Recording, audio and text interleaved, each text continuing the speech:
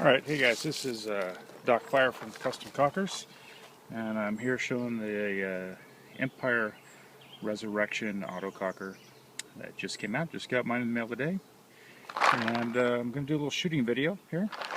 I have right now, you can see that, right about 1,000 psi, a little small stubby tank.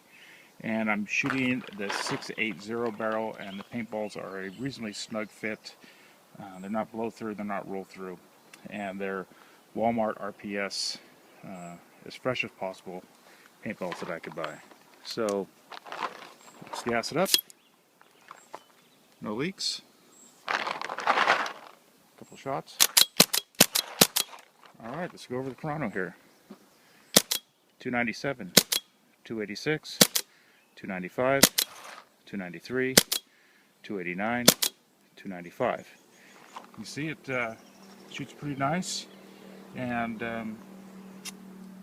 things I can tell you about it is for those folks that like a snappy trigger, this has a very snappy trigger, which is nice. The one other guy did a video here yesterday saying that it's very hard to short stroke it. I have to probably agree with him. I haven't really tried, but it's like it almost snaps backwards. Now, for those of you that like a soft trigger, you're probably not going to like this too much, but it is a nice feeling trigger. The couple things, a couple complaints that I have on the trigger, not really complaints, it's just a new item, is that it does feel a little gritty. People are saying it's really smooth. I feel some grittiness to it, and I really think that attributes to this screw right here and this screw right here are the glide screws that the trigger glides on like a bearing action. And it's new product, new milling. It's going to take some time to break it in. And when that all gets done, it should be smooth and right up. It's just just anything needs to break in. The other thing is you can see the ram here. The ram, very very similar. Looks like the bell cells round. It does not have the end screw to put your barb on the end of the ram. And then the LPR, when you look at the manual, it's very similar to AKA's SMC-III LPR when the internal components very similar. I wouldn't be surprised if it isn't. On the other side, the three-ways looks very similar to the old stainless steel check-it three-ways, although this is an aluminum one, and that's just on a milling style. The barbs are all fairly close together, so that's going to be more indicative of the bell cells and the ANS and some of those type of three-ways. You can see on the end here, if I can get it in the video, you can see it. But at the end of the three-way, it's got the adjuster, so the full three-way shaft on the inside is all one piece. Even the adjusting collar is one piece, which is nice. I think it's a little easier to operate, and then it screws into the three-way shaft. Let me think of some of the other things here. Rag adjustment on the bottom, and it is a new rag, so it's going to be a little awkward in case it's trying to get broken in. Let me take safety off here, clear it,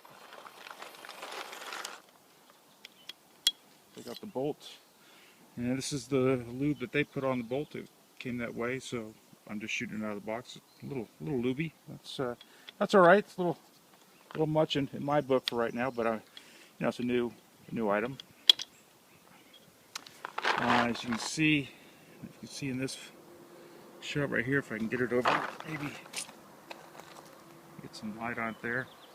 Not really the best lighting out here, but the sled is the sled that goes all the way back and covers that milled out port down to where the hammer goes. Other things that I've noticed, the finishes seems to be really nice, very consistent. I've heard complaints already that the other color one, that dust silverish one, has an off color on the frame comparative to the body. Clamping feed neck, just like the one on the Sniper, and pretty much the internals I think are the same as the Sniper.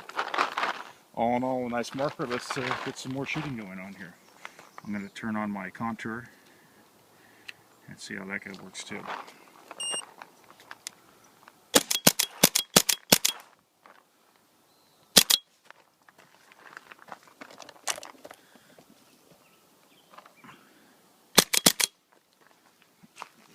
contour.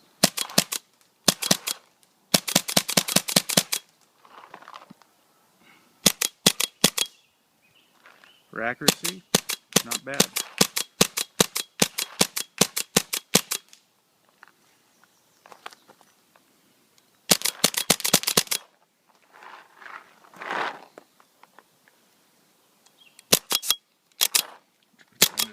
I think I double fed one there. Hey, it's possible.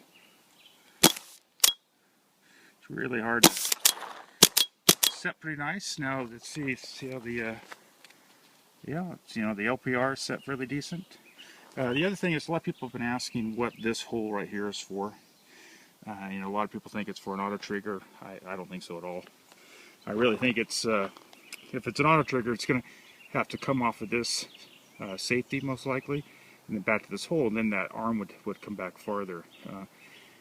Like the sniper, that hole is drilled up here. And a lot of people have said it's from, hey, they use these for, they're like leftover rods from when they were making the snipers. That could be, who knows, it's a theory. But what I really think it is, this is a bent rod, unlike the sniper. And I think it's for adjusting, essentially, your bolt intrusion into the breech here when it's in the cocked mode. So when it's all the way back and accepting a ball. On the old cockers, you would set your back block, and you adjust that by having, that only being about a dime's width of bolt face coming into the feed neck area when it was fully cocked. And you used to do it on the back. You can't do it on a turtle or a mid-blocked marker. You don't have that adjustment, but you can do it by adjusting the length of this rod or this sled, how far it goes back. And I think that's what it's really for. And so it's either to hold that in place with an Allen, and then here on the front here, if you can see it, the end of the ram shaft, not on the ram shaft itself, it's got flats for a wrench, and which I think it makes it nice for taking these things off. You're not getting tool marks on your stuff anymore, and from trying to hold it with pliers. But all in all, nice shooting marker. Barrel kit looks nice. I like it.